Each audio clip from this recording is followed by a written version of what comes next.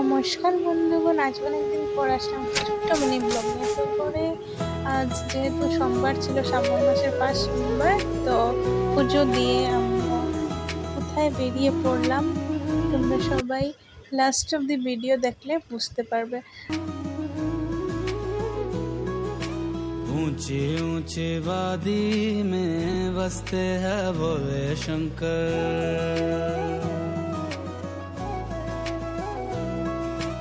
ऊंची ऊंची वादी में बसते हैं भोले शंकर।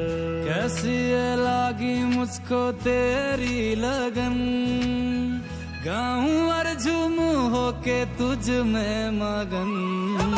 ऊंची ऊंची वादी में बसते हैं भोले शंकर। ऊंची ऊंची वादी में बसते हैं भोले शंकर।